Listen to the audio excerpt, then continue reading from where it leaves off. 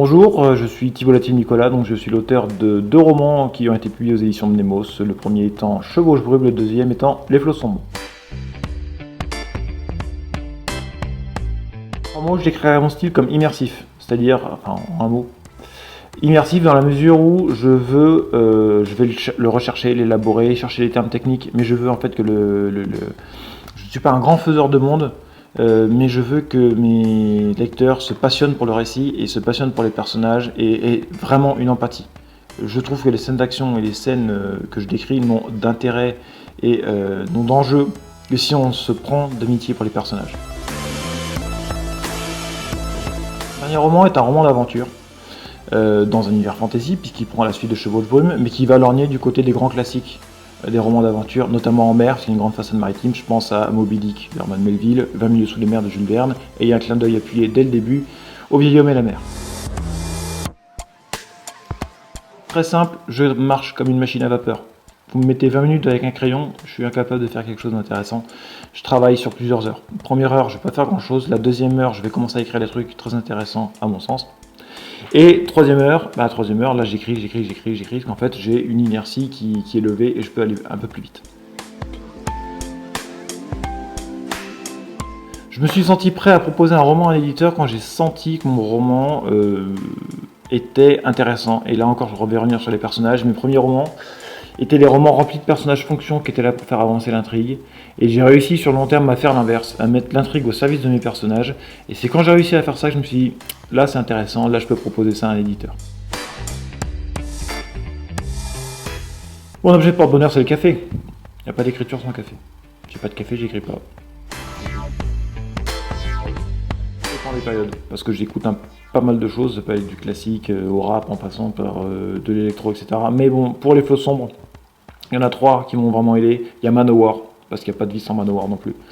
Il y a Archive et il y a les Guns N' Roses. Très important les Guns aussi.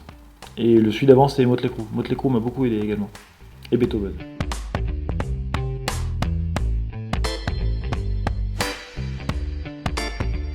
Dur à dire. Disons que j'en ai 3 qui me viennent à l'esprit. Un en fantasy et 2 autres en littérature blanche, on va dire.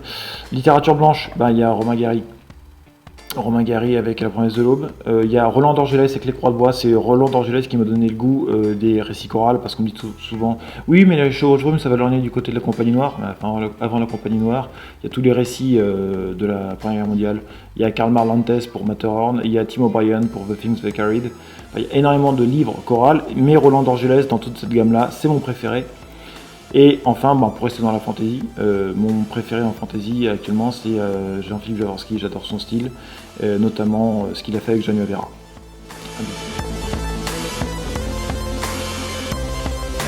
Pour l'action, j'ai toujours un faible pour John McTiernan, Ridley Scott.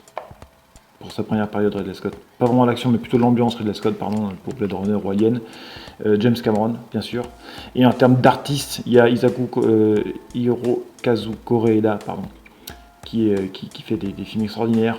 Terrence Malick, si vous n'avez pas vu le dernier, allez-y. Et puis enfin, mon petit préféré, James Gray. James Gray, Ad Astra, Vie immigrante, Lost City of Z. Foncez sur James Gray si vous ne l'avez pas vu. Ça inspire énormément. L'équipe des personnages est très simple, en fait je leur laisse du champ. Je commence mes bouquins avec 50 ou 40 personnages, et au fur et à mesure quand je vois que tel personnage j'arrive pas à le faire interagir, je le dégage. Ce qui fait qu'à la fin il me reste une quinzaine, mais 15 vraiment vivants. Et comme j'arrive à les faire interagir, ils prennent des libertés, je leur laisse une certaine respiration, et comme ça me donne des personnages vivants qui sont incarnés.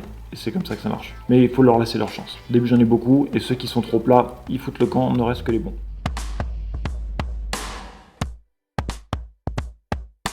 Mon chouchou, ouais, j'ai Varago. J'aime beaucoup Varago, j'ai de la faiblesse, Tout simplement, j'aime beaucoup Varago, son côté grande gueule sympathique, j'aime bien. Et comme tout le monde, j'aime Quinten, j'aime Dormine, tout ça. Et j'ai aussi un petit fait pour Bellon. J'aime bien Bellon avec ses faiblesses et son empathie. Je trouve que c'est un personnage intéressant, attachant. Et je m'intéresse beaucoup à Varago et Bellon. Je pense que c'est 2 personnages auxquels je m'identifierai le plus facilement. La dernière lecture que je recommande, alors j'ai lu pas mal de trucs, mais celle qui m'a mis une claque, c'est René Char, Feuillet d'hypnose. Alors en fait c'est dans son recueil Fureur et Mystère, et c'est de la philosophie, poésie en prose, c'est un bijou. Donc les Feuillets d'hypnose surtout, je vous les conseille, et je vous conseille également de lire un peu le contexte dans lequel il a écrit ces feuillets-là, parce que si vous tombez dessus à brûle-pourpoint, ça risque d'être compliqué. Mais quand on connaît le contexte, c'est un texte d'une beauté extraordinaire. Merci à la Dimension Fantastique pour cette petite interview, puis j'espère que les gens seront au rendez-vous après ce confinement, etc., et qu'ils iront acheter des bouquins, et qu'ils liront, et qu'ils iront acheter des bouquins dans les librairies ou dans les petites surfaces, et pas dans certains grands groupes qui se font plein de pognon en détruisant les petits commerces. Voilà, au revoir.